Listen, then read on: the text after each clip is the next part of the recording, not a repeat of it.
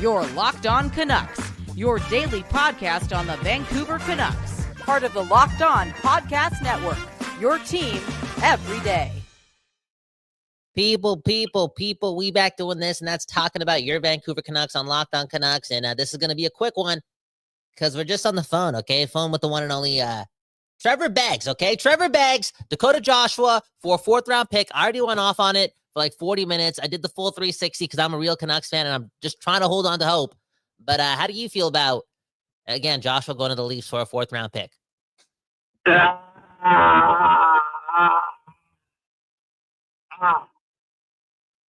how I feel about it, man. I mean, look, I only learned about the trade like an hour ago.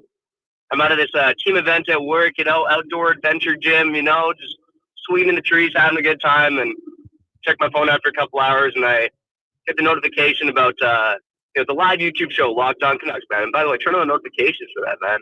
Oh, and that's how I learned to go to Joshua. Turn on the notifications. Turn on the notifications. Dude, Trevor, you're turning into an influencer, man. That's what this team has been doing to you. Again, sorry to cut you off, but you're grasping onto anything. You just want the subscriptions. You want all that stuff because you're so desperate for hockey wins and good things happening. And, in this instance, maybe like winning trades. And by the sounds of it, again, I spoke to you 20, 30 minutes ago. I never heard you swear that much in my life. Okay. But by the sounds of it, you're kind of like sick and tired of the Canucks, quote unquote, losing trades or just not getting a lot in return for something. Yeah, man. Yeah. I am sick and tired of it, Kyle. And look, I mean, you got to take it with a grain of salt because you assume there's another move coming. The Canucks want to bring someone else in. We all know that. This is an aggressive front office. But it feels like for a while now, the Canucks are losing trade after trade after trade. And even Kyle, I just talked to my wife before I hopped on the show, and I'm just like, baby, we had one good year.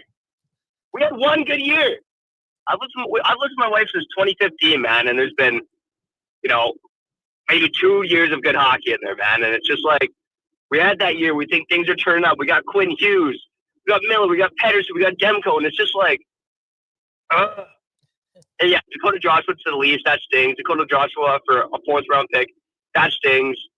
And it's like, again, man, I'll talk about the Joshua trade more specifically in a second, but it's just like, you lose the JT Miller trade. And I know there's Canucks fans out there. There's people, optimistic and drunk off the blue and green. And for those who listen to Locked On Canucks, Kyle and I, we tend to be like that ourselves. But, circumstances aside, they lost the JT Miller trade. I feel like they compounded by the Marcus Patterson and Drew O'Connor trade. And it's like, oh, and now Kyle's all excited on the show talking about Drew O'Connor because Dakota Joshua is gone. It's like, why don't we just keep Joshua? Why don't we just keep the first-round pick, The Evander Kane trade feels like a loss, too, and that kind of ties into this trade as well. It's like, oh, man, you trade a fourth-round pick for Evander Kane, then you get a fourth-round pick back with Dakota Joshua, and I'm curious what the fans feel like, man. Like, would you rather have Evander Kane or Dakota Joshua, considering their cap hits as well? And, yes, I know Evander Kane's only 1 year, but 34 years old. I mean, I don't know if he's the most upstanding citizen out there. Making over $5 million. Dakota Joshua at 3.25. And look, Dakota Joshua, the season that he had prior to this one where cancer injuries got in the way, like, he was a physical, imposing, penalty-killing winger who pot 20 goals, right? He made Rick Tocchet's prophecy come true, and no one believed it, that Dakota Joshua could score 20 goals. And Rick Tocchet told me that, I was floored. But he almost did it if it wasn't for injury. And instead of betting on Dakota Joshua making the bounce back, you go and help the Oilers by trading for 1 year of Evander Kane? What?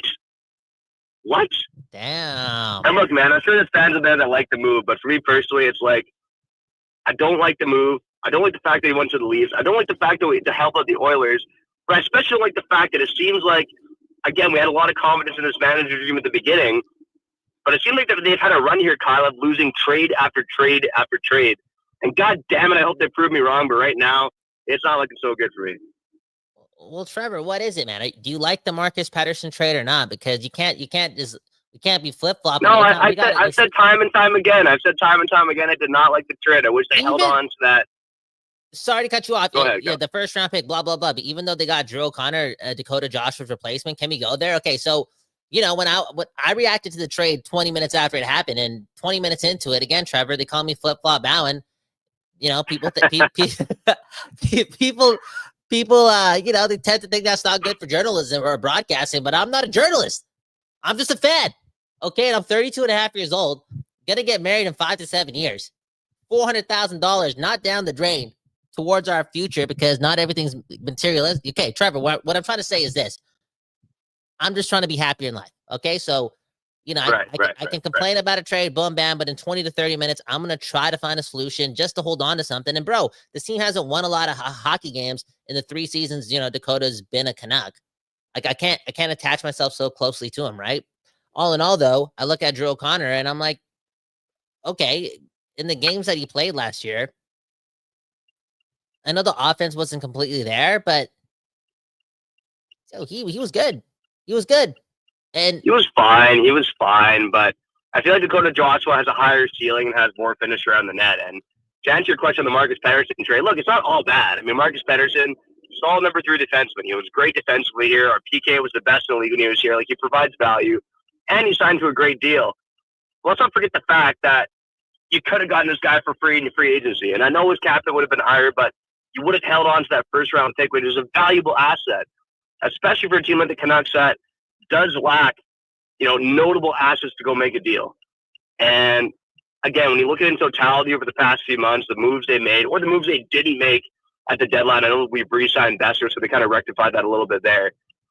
It just feels like they've racked up more L's than wins over the past 12 months. And yeah, you can throw the Miller and Patterson thing, circumstance into the equation, and that often sucks.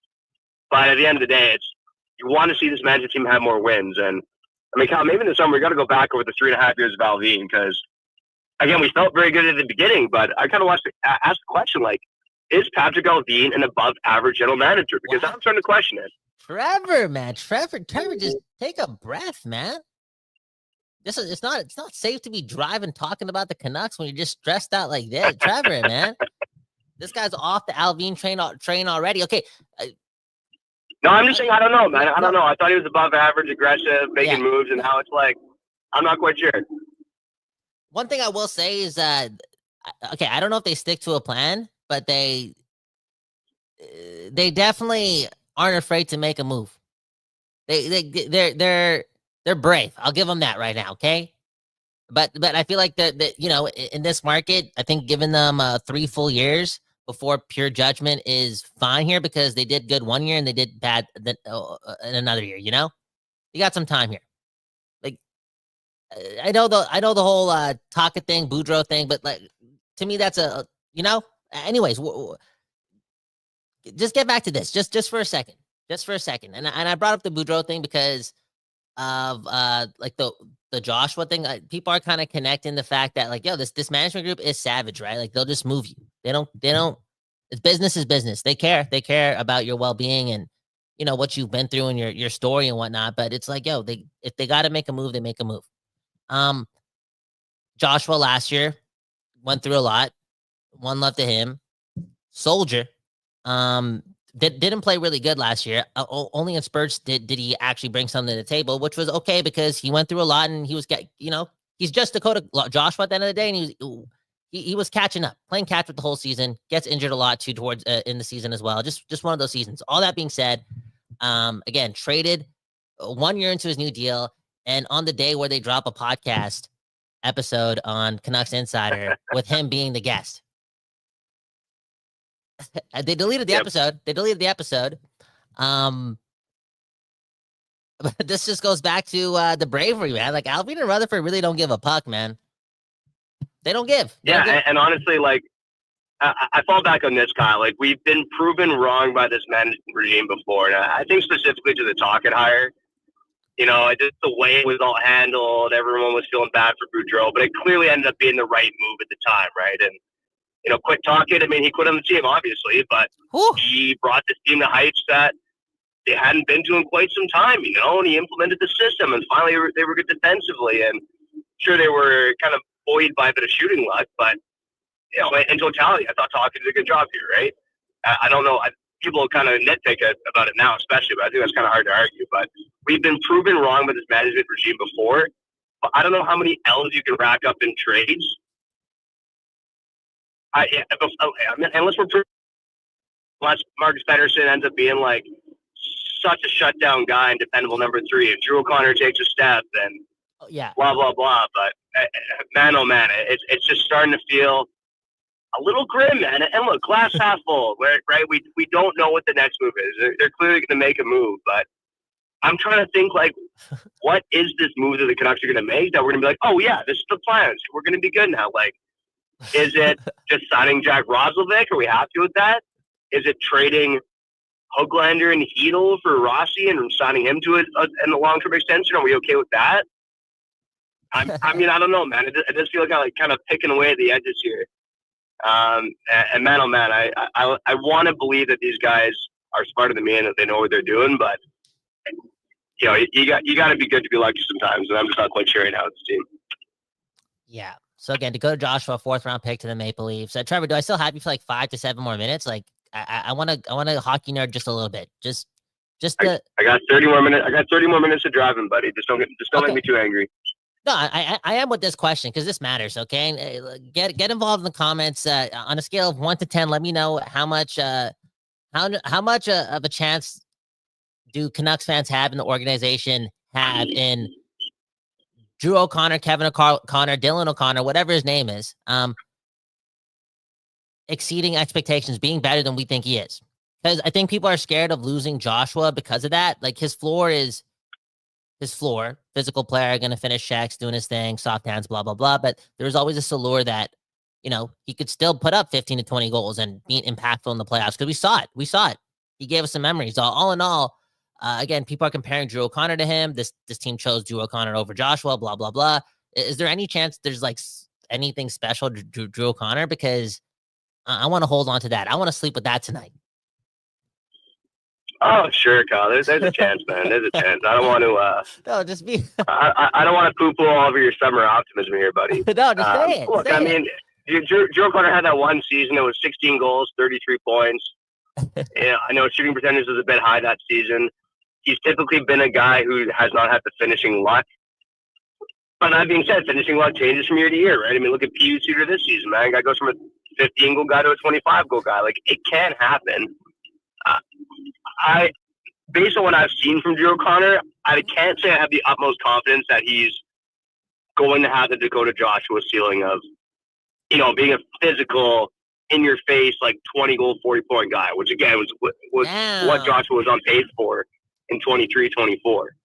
Yeah. Okay, but then why do you think they did it then? Why do you think they extended Drew O'Connor? And I know he's like $750,000 cheaper than Dakota Joshua, but it's exactly that, right? Joshua at his best, at least he's like a piece of shit and finishes checks and is a little intimidating. You know, we brought this up on the earlier show. You know, the Oilers, whether it be my cousin Nav or whether it be Draisaitl or Evander Kane, you know, like they give credit to the Canucks being a true test to them over the last a couple of years in that one playoff round. And, you know, they only played 7 games against each other and Patterson sucked, you know, and there was not Demko. Like Quinn Hughes wasn't even at his best, but guys like Lindholm, Zadorov, Miller, all gone. Dakota Joshua, gone as well. I guarantee they were hard to play against in the playoffs. And again, it's the floor. He's a smart player, does his thing, but it's the physicality, him being big, you know, him finishing checks, right? That little thing. He finishes every single check, right? Before Kiefer Sherwood, Trevor, there was Dakota Joshua. Yeah, man, you know, even on a per 60 basis, was still up there in the hits last season. I mean, look, at the end of the day, I'm getting angry about us trading a third liner, right? It's not the end of the world, but I just don't think it's good asset management when you look at the Kane trade, when you look at the Joshua trade totality. Like, they're making bets, and I'm not confident that they're going to pay off. You mentioned Drew O'Connor, and I think the Canucks look at it the way you just laid it out, Kyle. I think this team thinks that they're comparable players, and Drew O'Connor comes in at a cheaper cap hit. And for a team that's capped out, that matters. I believe that Dakota Joshua has the higher upside. So that does change the equation a bit, but clearly the Canucks have kind of made their bet and told us how they're feeling. Yeah. Oh, man. Just one of those things, man, you know. It's just strange. Again, it's just strange. I'm not trying to double down on that point about because business is business, right? Like, again, Dakota Joshua on the official Canucks podcast, hours later, he gets traded. if my math is correct, like I've seen the clips, by the time I checked it, it was already deleted. Talking about how excited he was to play hockey again and, loving Vancouver and whatnot. Gets traded. Yeah, one love quickly to Chris Shaver, man. Putting out some great work there, and they just cut his show off the air, man. Unbelievable. No, he's doing a great job. Chris Shaver dirty there. Yeah, but it's not like, bro, come on. Then it's not like Trevor, they don't have to quote unquote protect the third liner, right? Like if they have to make the trade, they have to make the trade because maybe something's happening tomorrow. It is what it is. And if I was the Canucks, I'm just keeping up that interview. I'm keeping it up. Yeah, I agree, man. I agree. Just keep it up. It's a moment in history, It just adds to the story. Deleting it just makes it seem like a mistake. And on that note, we don't know if like the Joshua thing is going to be a mistake. Completely. I think there's a 75% chance it only is because we could have got more for him. I really do think so. Whether they're sold low for sure. They sold low, and I wonder if a couple more phone calls are made if you can get a third for him. I'm just thinking. I'm just thinking out loud. But the little bit of messiness, even in that little detail of them releasing the episode and trading him a couple hours later and then deleting the episode, it's like, dude, I thought we were over this, Trevor.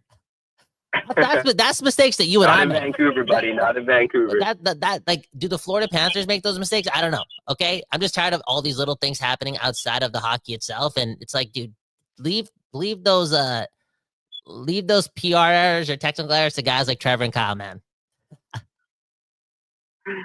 Oh man, I mean the Florida Panthers. I think despite 2 cup wins, you got 26 people listening to the Florida Panthers Insider podcast. So it's they just keep it up, man. You know who would look good? It's a thirsty market, man. You know who would look good in a Florida Panthers jersey? Dakota Joshua, man. And you know who's going to look good in the Maple Leafs jersey? Dakota Joshua. But hey, go Canucks, go.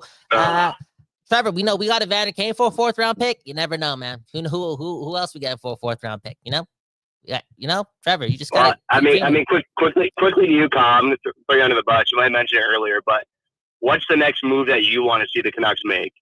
Holy, well, I guess if I'm going to answer that, I'm gonna have to actually run a break because we're at the 18-minute mark. I don't want to get fired, man. Anyways, you're listening to Locked On Canucks. Trevor Beggs, I'll answer that on the other side. Maybe read a couple comments. Trevor, if you got to go, I'll just continue this. It's all good. It's July. I know it's a third liner gets traded, but people do have a connection to Dakota Joshua because people are rooting for him. People really were, and that's because again, Vancouver's a beautiful place to play the game of hockey. Anyways, we'll talk more Canucks on the other side. You're listening to Locked On Canucks.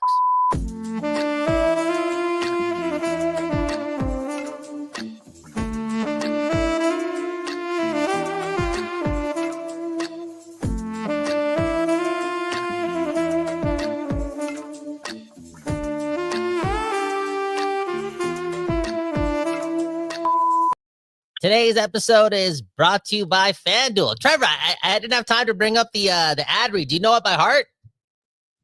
Oh, of course, man. Of course. Right now on FanDuel, summer is here, baby. No NFL, but trying to get those future bets in, man. NFL season, come on, all the fantasy football articles are starting to come out. Boom, bam. You can place those future bets on FanDuel. You can even do so for next season in the NHL. Of course, my favorite summer sport, CFL, is here. And yes, I'm saying that, and I'm under the age of 50. I'm still a big fan of the CFL.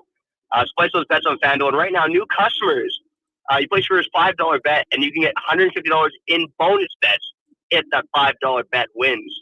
And again, CFL, MLB, futures bets, soccer, you can do it all. Football, as they call it, you can do it all on FanDuel. Again, new customers, place your first $5 bet, and $150 in bonus bets if that first $5 bet wins. Visit FanDuel.com to learn more.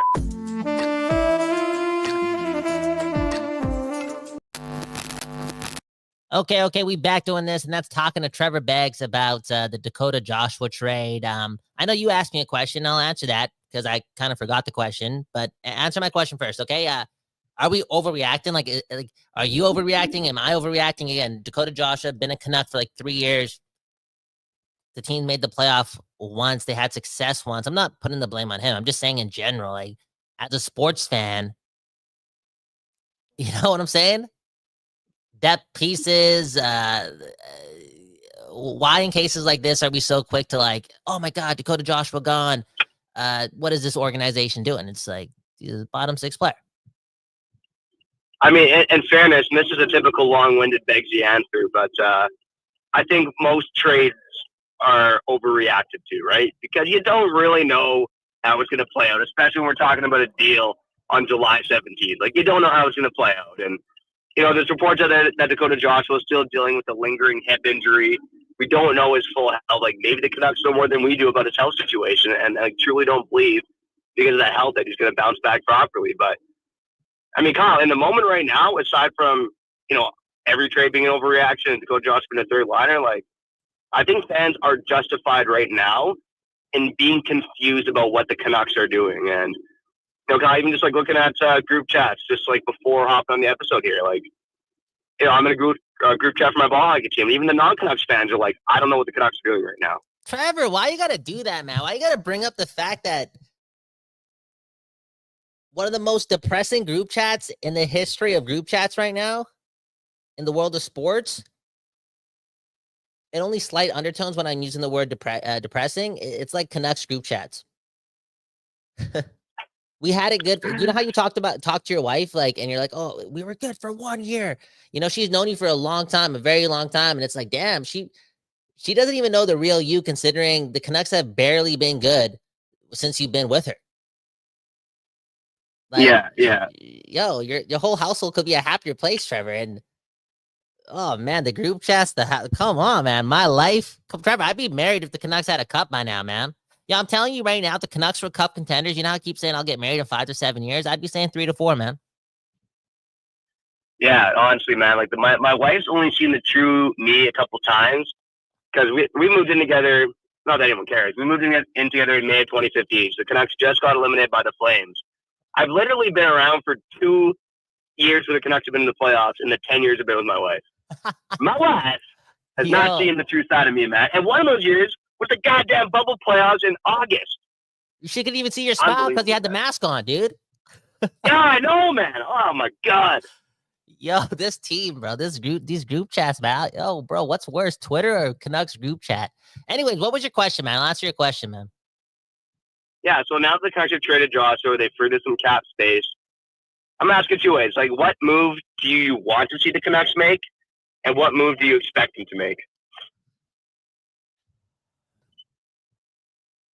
I only want them and expect them to do the same thing, and that's shoot way bigger than Roslovic at $3 million. Like if they get Roslovic, is it Vitch or Vic? I don't know. I went to ESL, but I still, anyways. It's got to still be at a bargain, okay? And I know $3 million on July 1st would have been a bargain, but can we get him for 2? 1.5? Is he down to sign for 1 year? You know what I'm saying? Like, so if it's not that, I don't want him. And if you're trading Joshua and getting out of his salary, 3 is pretty close to like 5. If they can make another move, now you got even more salary. Go get somebody bigger. And who is that? I don't know. We've only been linked to Marco Rossi. But it's got to be that as opposed to Roslovic to me. Yeah, it's a tough one, man. I keep thinking Rossi, to your point, Kyle, because he's the guy we talked about a ton here over the last couple of months. Obviously, still hasn't re-signed in Minnesota. And we've done this exercise for a while, man. It's just not a lot of young, bona fide, first, second line centers that are conceivably available via trade, right? And that's really what the Canucks need, and that's really what they're targeting. That's what they've said they've been targeting all along. So, I mean, I keep leaning back to Rossi, and I'm like, okay, well, what return am I happy with? I'm like, I don't know. Is it like Hoglander in a second? I don't really think the Wild are doing that. I think I'm seeing Cleveland on Catfish to do that. Like, it probably has to be like Hoglander and Hegel. And I mentioned Hegel because the Canucks apparently almost traded him for Josh Norris, right? So, I mean, that would be the most cap space. Mm-hmm. A young player in Rossi, he's cost controlled. You'd have it probably, let's say you sign Rossi for 6-ish, trade with Hoglander and Hegel, 7.7. You got like $1 million in cap space left. I wonder if they like. Are you happy with that move though? I still feel mixed about it, man. Like, we're at the top 2 center, but I mean, I do like Hoglander and Hegel, man, and I think they have potential too. So I'm not sure this team's better by trading away Joshua, adding Kane. Like, it's basically Kane and Rossi in, Hoglander, Joshua, and Hegel out, and not to mention P. Suter out as well. Like, I still don't feel like we're a better team. Yeah.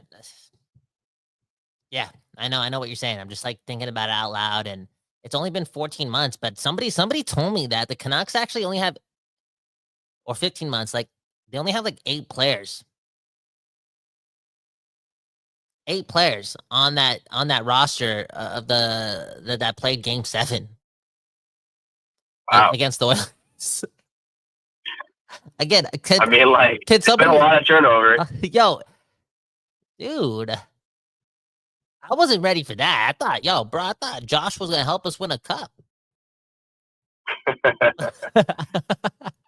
It's crazy. Yeah, it's funny, man. We haven't talked about it in a while, but like the big elephant in the room is you can make all these moves, but it doesn't mean shit if Patterson doesn't bounce back, right? And no, we don't know that. It gets tiring to talk about it, but like that is still the wild card in everything. Like the Canucks make a bunch of crappy moves, and if Patterson bounces back to being a 80, 90 point guy, we're probably fine, right?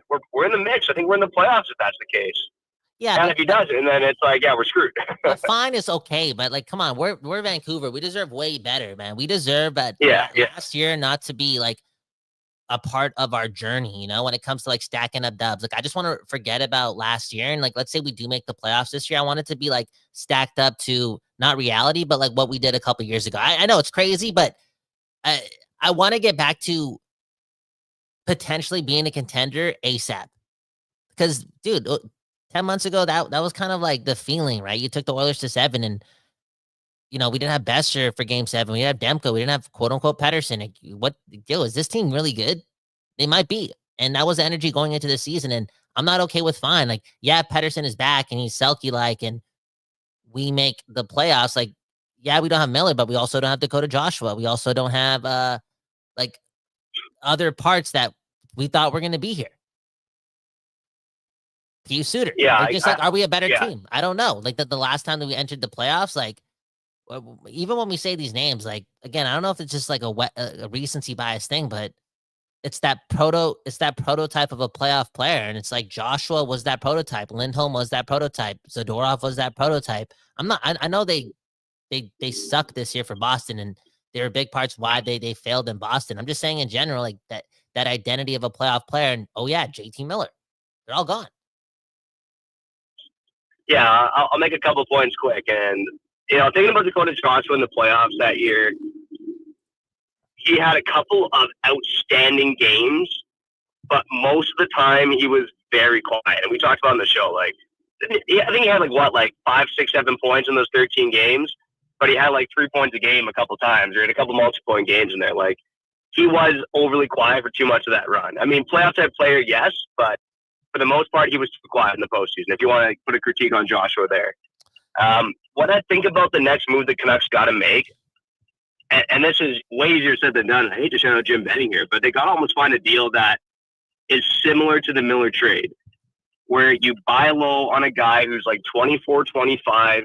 You're probably trading a roster player and a first-round pick, and you are hoping that guy becomes something more than he is right now. And we talked about it in that show in May and June. Maybe we'll dive deeper and give our candidates for who that guy might be. But I think the Canucks got to make a bold bet when they make their next move. Like I said, signing Roslovic, I don't think is the answer. They got to make a bold bet to find a guy who's maybe a second liner right now, even a winger who could turn center like Miller did. Like, get creative and try to find that guy who can be an elite difference maker moving forward. And that is extremely hard to do, but I think that's the kind of bet the Canucks have to make for the next move. And I feel like there's only one guy who fits that mold. Right? Who is it, buddy? Like even with Tampa at the time being not like capped out, but they want to move salary around to get like bigger things done. Like I don't remember the situation clearly for Tampa at the time, but did they have to extend all their players, right? They just dished out 8-year deals to everyone, right? And maybe Miller was at, but look at Thomas Hertl in Vegas. Is he the only guy? And then the next guy to me is Timo Meier. Like, out of nowhere, these guys are getting traded. Like, at the time, was JT Miller on the block? Like that? I don't know. For a first-round pick and some other pieces? Right? I don't know. Yeah, or I even think of a guy like Brandon Hegel, right? Like, Tampa makes that deal, 2 first-round picks for Brandon Hegel. And I remember thinking that deal like, what the F is Tampa Bay doing? And look at Hegel now. He was like a young, tenacious 23-year-old. I think he had like 30-something points in 60-something games. Like, nothing that stuff that pays, but he worked his ass off, had a high work rate, and now he's like a 90-point guy, right? Like, can you find a guy like that if you're the Vancouver Canucks? And yeah, we will dive into that. It's the summer, baby. We'll dive into that a lot. I like that one. I like that one. Okay, I like that one. Anyways, maybe we can. Like, again, it's Trevor, you know, I like how we did find the gold at the end of the rainbow. I was hoping, honestly, when we started this conversation, that you would actually like gas up Drew O'Connor more. I can't even finish. You laid me up for it too. You laid me up, but I can't quite get there, man.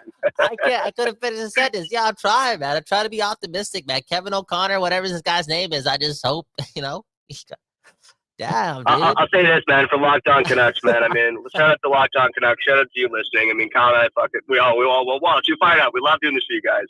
I always want to be optimistic because we love this team. We want to see them have success. We want to see them win the Stanley Cup, bringing the Stanley Cup to the greatest hockey fans of the world. But I'm always going to be realistic on this show. And today feels like a day to question what the hell this management team's doing. Holy come on, man. Well, is it realistic to think about Mason McTavish? Melvon is saying, okay, is he the next JT Miller type guy? Different scenario. Mason McTavish a lot younger at the time of the Miller trade, right? Like maybe 2 years younger, 3 years younger, 3 years younger. I think he's like 4 years younger. Yeah, I think McTavish is 22 and Miller was 25 at the time of the trade. Yeah. I think that's right. Okay. Yeah, it doesn't sound like a lot of years, but there's a difference there. Anyways, my name Kyle Bound, that guy right there, Trevor Beggs, talking on the phone. Hey, thank God for unlimited minutes on the phone, man. Back in my day, bro, this phone call would have cost us $8, okay? But it was done for free. And, I'm glad you got to get it all out, man. Dakota Joshua to the Leafs for a 4th-round pick. Best of luck to Joshua. But as always, it's Go Canucks Go. Hit the like button, subscribe, tell a friend. Trevor's got a family. I got a girlfriend. They both like to eat. And one love to the Don't Doze Our Life for taking care of the West Coast bias, man. You just watched and listened to Locked On Canucks. Peace.